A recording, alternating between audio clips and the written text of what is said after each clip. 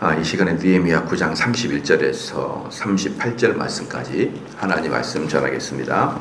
어제는 9장 전반부 다 훑어봤어요. 9장에 지금 31장 이 앞에 부분까지, 이 앞에 부분까지 뭐냐면은 이스라엘 선조들의 지은 죄를 회개했던 것입니다. 이스라엘의 선조들, 그동안에 수많은 선지자들이 이야기했음에도 불구하고 또 그 다음에 그들이 그렇게 범죄하여서 사사를 보내서 다시 해방을 시켰음에도 불구하고 또다시 계속 죄를 반복했던 이스라엘의 선조들에 대해서 그들의 죄를 낱낱이 고백한 것이 이전 30절까지의 이제 문제라. 그러면은 이제 31절에 주의 크신 긍휼로 그들을 아주 멸하지 아니하시며 버리지도 아니하셨사오니, 이제 이게 뭐냐 그러면은 이스라엘 사람들하고 이방 사람들의 죄가 큰 차이가 없어요. 이스라엘 사람들과 이방 사람들의 죄가 큰 차이가 없는데 이방인들은 다 멸절시켜 버렸는데 그럼에도 이스라엘 사람들은 멸절시키지 아니하신 것이 은혜다라는 것이 은혜다. 주의 크신 긍휼로 그들을 아주 멸하지 아니하시며, 우리 선조들 말하는 거예요. 긍휼하심으로 멸하지 아니하시며 버리지도 아니하셨사오니 주는 은혜로우시고 불쌍히 여기시는 하나님이십니다 라고 이제 이야기하는 거예요. 그러니까 지금까지 그 고대 근동에 있던 수많은 이방 나라들은 다 흔적도 없이 사라지고 지금의 그 후손들은 다른 사람들인 거예요. 바벨론의 후손들도 다른 사람들이고 다 다른 사람입니다. 그렇기 때문에 그때 당시의 사람들은 다 멸절되고, 모압이니 암몬이니 에돔이니 이런 사람들은 다 멸절되고 이제 새로운 사람들이 그 땅에 살고 있는 것이지 그들의 후손이라고 볼 수 없어요. 그런데 그 지역에서 가장 작은 나라인 유대는 지금까지 그 역사와 신앙을 유지하고 살아간다라는 것이죠. 그래서 어떤 사람이, 이런 학자가 그런 얘기를 했어요. 하나님의 살아계심에 대한 확실한 증거는 유대인들이 지금도 존속하는 거다라는 것이죠. 유대인들은 존속할 힘이 없어요. 그들은 그렇게 민족도 많지 않고 권력, 군사력도 강하지 않은데 수천 년 동안 멸망하지 않고 지금도 존속하는 것이 바로 하나님의 살아계심에 대한 증거다라고 말할 정도로 유대인이 존속하는 것은 희한한 일인 것이에요. 희한한 일이다라는 것이거든요. 이제 그 이야기를 하는 거예요. 근데 그게 31절 중반부에 주는 은혜로우시고 불쌍히 여기시는 하나님이십니다라고 하면서 왜 우리를 보존하셨느냐, 그 이야기를 32절에 하는 거예요. 왜 우리를 보존하셨느냐? 우리 하나님이여 광대하시고 능하시고 두려우시며 언약과 인자하심을 지키시는 하나님이다 그랬어요. 이제 여기서 언약은 두 가지 언약이 있는데요. 아브라함의 언약과 그 다음에 시내산의 언약이 있거든요. 두 가지 대표적인 언약이 구약에는 나와요. 아브라함의 언약과 시내산의 언약이 나오는데, 시내산의 언약은 뭐냐 그러면 네가 이대로 지키라, 그럼 너에게 생명이 임하리라. 네가 이렇게 지키라, 그럼 복이 임하리라. 네가 이렇게 명령을 떨어지지 아니하면 너희들에게 벌이 임하리라. 이게 시내산 언약이에요.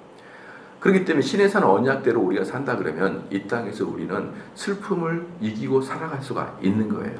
근데 이제 이게 가장 큰 문제는 뭐냐면 네 행동 거지에 따라서 복이 오고 안 오고 하기 때문에 이미 시내산 언약은 폐지가 돼버린 게 있대요. 왜? 이미 이스라엘 사람들은 그 시내산 언약을 배신해버리고 하나님께서 이렇게 행하라, 그럼 복을 줄 것이다, 이런 식으로 행하게 되면 벌을 줄 것이다, 이미 약속을 했는데, 그리고 이스라엘 사람들은 벌을 받도록 자기가 길을 갔기 때문에 시내산 언약에서는 더 이상 회복될 방식이 없습니다. 그래서 시내산 언약의 그 앞에 있던 아브라함의 언약이 있어요. 아브라함의 언약은 그 이스라엘 사람들의 백성들이 어떤 행위와 상관없이 하나님과 제2위이신 성자 예수님의 언약이 아브라함의 언약이잖아요. 아브라함의 언약은 하나님께서 하나님과 이스라엘 백성들이 맺은 언약이 아니라 성부 하나님과 성자 하나님이 맺은 언약이 아브라함의 언약이다 그랬어요. 그러면서 아브라함은 재물을 둘로 쪼개놓고 기다리니까 그 속으로 불이 통과하더라. 근데 원래 언약을 맺으려면 그 재물을 쪼개놓고 거기에 언약 맺는 당사자가 둘이 걸어가야 되거든요. 그러면 불하고 아브라함이 둘이 걸어가야 되는 거예요. 근데 아브라함은 밖에서 구경하고 있었잖아요. 근데 거기서 불이 지나갔죠. 그렇기 때문에 아브라함의 언약은 하나님과 아브라함, 또 하나님과 이스라엘 백성이 맺은 언약이 아니라 하나님과 성자 예수님이 맺은 언약이다. 그렇기 때문에 그 아브라함의 언약은 시내산의 언약보다 앞에 있으면서 이렇게 보면 되는 거예요. 아브라함의 언약이 있고 가로 열고 시내산의 언약이 있어요. 그 다음에 가로 닫고 예수 그리스도의 언약이 있는 것이죠. 그러니까 은혜 언약 사이에 율법을 지켜서 순종했을 때 복을 받을 수 있는 시내산 언약이 들어가 있는 것이죠. 근데 이 시내산 언약이 중간에 파기가 되어버렸거든요. 왜 이스라엘 백성이 불순종으로 말미암아. 그러나 시내산이 파기가 돼도 이 아브라함의 언약과 예수 그리스도의 언약이 딱 버티고 있잖아요. 그렇기 때문에 이제 여기서 말하고 있는 신실하게 언약을 지키셨다라는 뜻은 뭐예요? 아브라함의 언약을 우리에게 지키셔서 우리가 시내산의 언약으로 하나님의 법도를 불순종했을 때 그 벌로 뭐 했다는 거예요? 바벨론에 끌려가게 하고 페르시아의 종도로 사게 하고 아수르로부터 완전히 멸망당하게 하고 이것은 시내산의 언약을 어겼을 때 하나님 주겠다는 벌을 받은 것이고 그러나 남은 자를 남겨놓고 그러나 멸망시키지 않고 절대로 사람을 살려두고 그 남은 자를 통해서 또다시 민족을 발생하고 또다시 구원의 도가 있게 하고 또다시 그리스도가 나오게 하는 이것은 아브라함의 언약에 들어가 있는 것이다. 그 이야기를 하고 있는 거예요. 그렇기 때문에 32절에 우리 하나님이여 광대하시고 능하시고 두려우시며 언약과 할 때 이 언약은 아브라함의 언약을 말하고 있고 언약과 인자하심을 지키시는 하나님이여 우리와 우리 왕들과 방백들과 제사장들과 선지자들과 조상들과 우리 모든 백성이 아수르 왕들로부터 오늘까지 당한 모든 환난을 이제 작게 여기지 마옵소서. 아수르, 다음에 바벨론, 다음에 페르시아 이 세 나라가 이스라엘을 하나씩 가져갔잖아요. 그러니까 아수르는 북이스라엘 완전히 멸망시켰잖아요. 그러니까 아수르부터 시작해가지고 그 다음에 바벨론이 우리를 포로로 끌려가고 우리가 포로로 있는 중간에 바벨론을 페르시아가 이겨버리니까 또다시 페르시아의 속국이 되는 이 모든 것들은 뭐라는 거예요? 시내산 언약을 어겼기 때문에 이 고난을 당하고 있는 것이에요. 그런데 우리는 그 고난 당하는 것은 너무나 자연스럽다. 너무나 당연하다. 그 고난 당하는 것은 너무나 당연하다. 그런데 이거예요. 그런데 아브라함의 언약을 다시 좀 기억해 주십시오. 그 뜻이에요. 우리가 죄를 지어서 그 죄 때문에 벌받는 것은 너무나 당연한 것이고 어떻게 입을 열어서 용서해 달라고 우리를 좀 봐달라고 말할 수도 없지만 그러나 아브라함의 언약이 또 있지 않습니까? 그래서 우리를 살려달라라고 말하는 것이 32절의 말씀이에요. 그러니까 이제 앞에 9장 앞에 부분에서는 우리 조상들이 무슨 죄를 지었는지 쭉 나열한 다음에 31절 32절에는 그런 조상들을 살려주신 것은 아브라함의 언약 때문입니다 라고 고백하는 거예요. 그러니까 31절 32절에는 죽어 마땅한 우리들을 진멸시키지 아니하고 우리를 여전히 보존하신 것은 누구 덕분이다? 아브라함의 언약 덕분이다 라고 이제 앞에 부분 9장 앞에 부분을 31절 32절이 요약하고 결론을 내리는 것이고 그 다음에 33절부터 35절까지는 그런데 그 후손들인 지금 우리도 똑같은 죄를 저지르고 있다는 거예요. 후손들인 우리도 지금도 동일한 죄를 짓고 있다가 이제 33절부터 나오는데요. 그러나 우리가 당한 모든 일에 주는 공의로우시니 우리는 악을 행하였사오나 주께서는 진실하게 행하였습니다. 그래 이때까지 이스라엘 백성들이 그렇게 벌을 받고 아수르부터 시작해서 계속적으로 우리 조상들이 멸망하고 포로당하고 사사시대 때도 그렇게 고난당하고 이런 계속 반복 모세 시대 때도 우상 숭배하고 이런 엄청난 반복을 통해서 그리고 멸절되지 아니하고 지금까지 보존하는 것은 하나님의 은혜 덕분인데 지금 우리들도 그렇게 죄를 저질러서 또다시 바벨론의 포로로 끌려가 있습니다. 그 얘기를 하는 거예요. 그러니까 그러나 우리가 당한 모든 일에 주는 공의로우시니 이게 무슨 말입니까? 내가 당해도 싸다는 거예요. 내가 당해도 싸다. 주는 오르시다. 주께서 우리를 바벨론 포로로 끌려가게 해서 페르시아의 제국의 속국으로 살게 하는 것은 주님이 오르시고 정당하시다 이 말이에요. 우리는 악을 행하였사오나 주께서는 진실하게 행하였습니다. 그러니까 주님은 아브라함의 언약으로 계속 우리를 보존하시고 우리를 지키시는데 우리는 그때부터 시작해 지금까지 어때요? 계속 그 언약을 파기하고 아브라함부터 지금까지 언약을 파기하고 하나님 계속 그럼에도 그 아브라함과 지킨 언약을 지켜나가고 있는데 그러니까 이 저자가 하는 말이 뭐냐면 우리는 마땅하게 진멸당해 마땅합니다. 우리가 당하는 고난은 하나님이 공의롭고 옳은 판결이십니다 라고 이야기를 하는 거예요. 34절 보십시오. 우리 왕들과 방백들과 제사장과 조상들이 주의 율법을 지키지 아니하며 주의 명령과 주께서 그에게 경계하신 말씀을 순종하지 아니하였고 여기서 보이는 우리 왕들과 방백들과 제사장들, 그다음에 이것은 현재 이스라엘 이때 이제 느헤미야 시대 사람들을 말하는 거예요. 또 그 다음에 조상들이 주의 율법을 지키지 않으니까 조상들과 현재 있는 우리들이 똑같이 율법을 지키지 아니했다는 것이에요. 주의 명령과 주께서 그에게 경계하신 말씀을 순종하지 아니한 것은 조상이나 지금이나 동일하다라는 것입니다. 35절에 그들이 그 나라와 주께서 그들에게 베푸신 큰 복과 자기 앞에 주신 넓고 기름진 땅을 누우면서도 주를 섬기지 아니하며 악행을 그치지 아니하였도다 그랬거든요. 여기서 보면 32절 이거 하나 더 해석해야 되겠습니다. 32절에 보면요. 후반부에 왕들과 방백들과 제사장들과 선지자들과 조상들과 주의 모든 백성이 아수르 왕들로부터 오늘에 이르기까지, 오늘은 느헤미야 때까지거든요. 오늘에 이를 때까지 당한 모든 환난을 이제 작게 여기지 마옵소서. 이게 무슨 뜻이냐면요. 지금 쭉 느헤미야서에 나오고 있는 게 뭐냐면 우리가 그 벌을 마땅히 받을 수 있습니다. 우리가 지은 죄 때문에 그 벌을 마땅히 받을 수 있는데, 그런데 또한 이걸 좀 기억해 달라는 거예요. 그런데 우리는 너무 연약하지 않나 이 말이에요.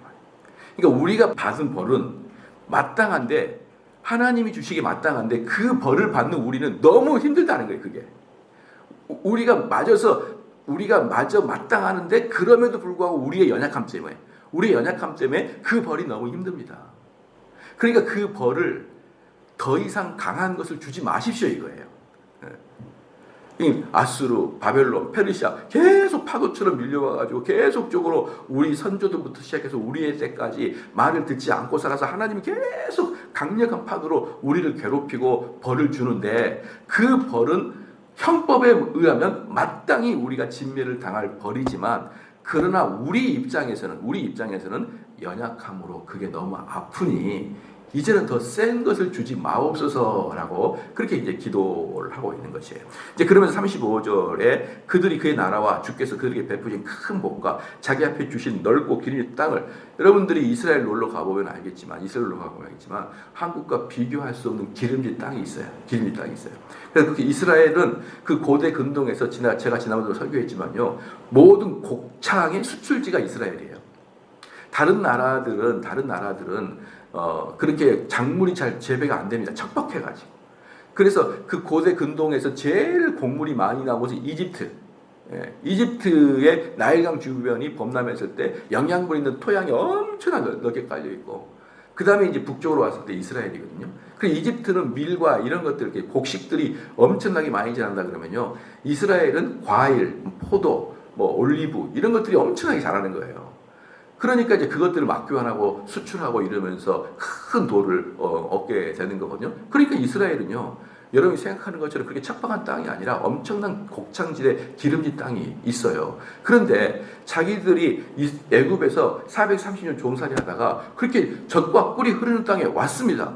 와서 뭐 했다는 거예요? 계속 하나님을 배신했다라는 거예요. 그렇게 좋은 것을 줬음에도 불구하고 우린 계속 배신했다. 베푸신 큰 복과 자기 앞에 주신 넓고 기름진 땅을 누리면서도 주를 섬기지 아니하며 악행을 그치지 아니하였다. 생판 노예였죠. 쉽게 말하면 생판 거지였죠. 그 거지였던 애들을 좋은 땅으로 했으면은 감사하고 끝없이 그것 때문에 하나님께 기도드리고 좋은 제사를 하나님께 드려야 되는데, 어느 정도 먹고 보니까 자기가 잘나서 그러는 줄 알고 이렇게 누리게 되는 것입니다. 36절에 우리가 오늘날 종이 되었는데, 그러니까 오늘 종이 됐다는 것은 지금 현재 느헤미야 시대를 말하고 있는 거예요. 곧 주께서 우리 조상들에게 주사 그것의 열매를 먹고 그것의 아름다운 소사를 누리게 하신 땅에서 우리가 종이 되었다. 이것은 무슨 뜻이냐 그러면요, 바벨론으로 포로로 끌려갔잖아요. 그러니까 그들의 옥토, 이스라엘의 옥토를 빼앗겨서 바벨론으로 포로로 끌려갔어요. 바벨론으로 포로로 끌려가서 거기서 또 페르시아가 바뀌니까 또 페르시아의 종이 되어 있어요. 근데 이제 페르시아에서 다시 이스라엘로 복귀시켜줬단 말이에요. 그런데 복귀시켜줬는데 이스라엘 땅의 본토에 다시 온 거예요. 왔는데 엄청난 세금을 다시 페르시아에 내니까 엄청난 세금을 다시 페르시아 내니까 이 사람들이 여기 와도 여전히 종으로 있습니다. 그 뜻이에요. 우리가 기름진 자기 이스라엘 땅의 본토에 다시 왔지만 옛날에 우리 조상들이 누렸던 완전한 자유국가가 아니라 지금 열심히 농사짓고 열심히 일해서 세금 왕창 뜯어박혀서 겨우 목에 풀칠하고 사는 그런 상태다라고 말해주고 있는 거예요. 36절 다시 읽겠습니다. 우리가 오늘날 종이 되었는데 곧 주께서 우리 조상들에게 주사 그것의 열매를 먹고 그것의 아름다운 소산을 누리게 하신 땅에서 우리가 종이 되었다라는 것은 여전히 페르시아의 속국이 되어서 세금을 엄청나게 뜯기고 있더라라는 것이죠. 그러니까 이 당시에요. 페르시아가 엄청난 머리를 잘 쓴 게 뭐냐면 다른 속국들은 어때요? 다른 왕들은 어때요? 뭐 아수르나 바빌론은 잡아다가 포로로 끌고 가가지고 그 본토에서 살게 하면서 자유도 주지 아니하고 억압하고 이렇게 이제 종으로 살게 하고 그런 정책을 폈다 그러면 페르시아는 다 너희들 본토로 다 돌아가서 뭔만 하라는 거예요? 두 가지를 하면 됩니다. 뭐냐? 세금 바치고 우리가 군사가 부족하면은 젊은 남자를 군사로 착출해줘. 이 두 가지만 너희들이 한다 그러면은 너희들에게 자유를 줄게. 너희들이 종교의 자유도 주고 어떤 경제력도 자유를 줄게. 이렇게 한 것이죠. 그런데 그것을 바치는 양이 어마어마하니까 페르시아는 가만히 있어 돈을 벌게 되는 것이고 이 속국에 있는 사람은 자기들이 민주주의 국가에 있다고 생각하지만 사실은 종이 되어 있는 상태의 연속이었다라는 것을 말할 수가 있는 거예요. 37절에 우리 죄로 말미암아 주께서 우리 위에 세우신 이방 왕들이 이 땅에 많은 소산을 얻고 그러니까 우리가 죄를 지니까 우리 때문에 이방 왕들이 부자가 되었다는 거예요. 우리가 죄를 지어서 우리 때문에 이방 왕들이 부자가 될 만큼 엄청난 세금을 빼앗기고 있었다라는 것이죠. 우리 위에 세우신 이방 왕들이 이 땅에 많은 소산을 얻고 그들이 우리의 몸과 가축을 임의로 관할하오니 우리의 몸 그러니까 아까도 군사 착출할 때 몇 명 보내라 그럼 보내는 거예요. 그러니까 이스라엘의 남자들의 몸을 사실은 페르시아가 좌지우지하고 있고 그 다음에 당연히 재물과 가축들 전쟁 나가면 식량으로 사용되니까 이것도 얼마든지 착출 가능하니까 우리는 사실 몸은 팔레스타인 가나안 땅에 있지만 우리의 몸과 마음은 사실 페르시아가 뒤에서 조종하고 있다라고 한 말이면 가축을 임의로 관할하오니 우리의 곤란함이 심하오니 이 뜻은 뭡니까? 너무너무 힘들다는 거예요. 너무너무 힘들다라는 것이 38절에 그러니까 이 37절이 너무 힘들다. 이게 뭐냐 그러면 아까 말한 32절의 맨 마지막에 오늘까지 당한 모든 환난을 이제 좀 작게 해주십시오. 그 뜻이 지금 이 35절, 36, 37절 이 뜻이에요. 너무 힘듭니다. 우리가 이렇게 세금 다 빼앗기고 군사력 빼앗기고 이거 우리가 마땅한 것이지만 그런데 너무 힘듭니다. 이제 그렇게 이야기하거든요. 38절에 우리가 이 모든 일로 말미암아 이제 견고한 언약을 세워 기록하고 우리의 방백들과 레위 사람들과 제사장들이 다 임봉하나이다 하였느니라. 그러니까 여기서 이제 38절이 뭡니까? 다시 언약을 체결하는 거예요. 다시 언약을 체결하는 거예요. 어제 제가 말씀드렸잖아요. 이스라엘 사람들의 신앙의 핵심은 감정적인 게 아니라는 거예요. 감정적인 게 아니라 하나님이 명령하시고 내가 그 명령에 순응하고 그 명령에 순응한 것을 보고 하나님 우리에게 복을 주시고 화를 멀리해 주시고 이것을 언약을 맺습니다 라고 하면서 38절에 다시 언약을 체결하는 것을 볼 수가 있는 것이에요. 그렇기 때문에 우리 성도들의 신앙은 항상 하나님 말씀이 무엇을 말하고 있는지 이걸 대단히 깊이 면밀히 살펴봐야 되거든요. 그런데 이제 가끔 가다가 어떤 사람들은 그래요. 목사님 그럼 하나님 말씀 많이 한다고 구원받은 건가요? 우리 할머니는 뭔가요? 항상 그러는데요. 그 사람들은 진짜 구원에 대해서 몰라서 그래요. 그분들은 전부 다 구원이 대학교 수능 보고 학력고사 보고 대학을 뻥 들어가는 것을 구원이라고 생각하는 거예요. 구원이라는 것을 뻥 들어가는 걸 구원이라고 생각하는 거라고요.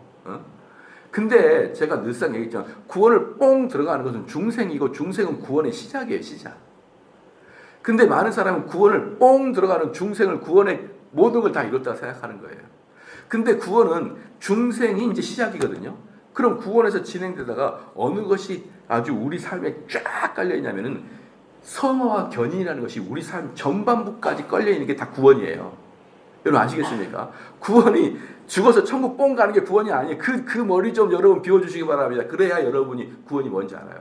구원은 우리는 죽어서 천국, 햇빛보다 더 밝고 내 집 있네. 이 천국을 자꾸 상상하는데 구원은 중생부터 시작하잖아요. 중생은 이 땅에서 이루어지잖아요. 이 땅에서. 천국 가서 중생이 이루어지는 게 아니라 이 땅에서 중생이 이루어지잖아요. 중생 다음에 성화와 견인이 우리 전부 다 이게 구원이에요. 여러분 동의가 되시죠? 그러면은 잘 봐보십시오. 하나님 말씀이 이렇게 살아야 된다라고 이야기를 하셔요. 근데 그것을 아주 면밀히 공부하고 그 말씀대로 내 언행을 조정하고 그 말씀대로 사람을 상대했을 때 사람들이 나를 칭찬하고 사람들이 나를 필요로 하고 사람들이 나 때문에 힘을 얻으면 나는 이 땅에서 기쁨으로 살아가는 거예요. 그게 구원이라고요. 그게 구원이에요. 구원은 이 땅에서 고통 당하다가 뿅 천국 가는 게 구원이 아니에요. 이걸 여러분 잊어야 되는 거예요. 구원은 이 땅에서 행복하게 사는 게 구원의 흔적이라고요. 근데 하나님 말씀 모르고 내 고집대로 옛날 할머니 씨들 자기 고집대로 살면서 하나도 하나님 말씀에 지식도 없는 상태에서 교회에서 주여 주여 기도하다가 하나님 말씀에 관념도 없는 언행을 통해서 며느리 고통 주고 아들 고통 주고 남편 고통 주고 남편은 교회 장로임인데 마누라 고통 주고 그게 구원입니까? 지옥 생활이지. 여러분 옛날에 시골에 할아버지 할머니들 다 권사님들 장로님들 교회 다니면서 집에 가가지고 마누라 폭행하고 마누라 그냥 학대하고 그래서 화병 걸리게 하고 또 할머니는 또 며느리 그냥 쥐뜯고 그래서 교회 그 신방 가면 서로 등 돌려가지고 아이고 죽겠어요 한둘이가 그러냐고. 그게 구원입니까? 그게 그렇게 살아가는 게 구원이에요. 그 봐봐요. 하나님 말씀 못 들으면 하나님 말씀이 여러분은 지혜롭게 들어가지 않으면 여러분들은 살아오던 고집불통 그대로 살아갈 것이고 그 고집 때문에 내가 다른 사람을 고통 주니까 다른 사람이 나를 고통 주는 거라고요. 그게 지옥이에요. 그게. 그래서 지식을 알아야 구원을 받는 거예요. 어떤 사람이 그러는 거예요. 목사님 꼭 하나님 말씀 많이 알아야 구원 받습니까? 그러면 네가 구원을 몰랐을 그래. 너는 이미 내가 딱 보니까 얼굴 자체가 지금 지옥이야. 얼굴 자체가. 여러분들 올 느헤미야를 보면서 진짜 좋은 사람이 뭐예요? 내 과거 조상들의 죄를 회개하고 내 지금의 죄를 회개하고 하나님 말씀을 내가 살겠습니다. 서운하고 언약을 맺고 그 말씀을 순종하려고 하는 그런 자기 반성적 신앙이 있어야 되는데 온통 일반 세속적인 할머니들처럼 분노와 고집과 아집만 드러나가지고 많이 그래요. 우리 교인들은 잘 모르겠지만 다른 교회들은 우리 어머니 같은 사람이 우리 시어머니 같은 사람이 권사하면 나는 예수 안 믿어. 그래서 한둘이 아니에요. 교회는 종교적으로 다니는데 그 교회에서 나오는 하나님의 은혜로 인격의 변화가 전혀 없는 그런 사람 기도하시겠습니다.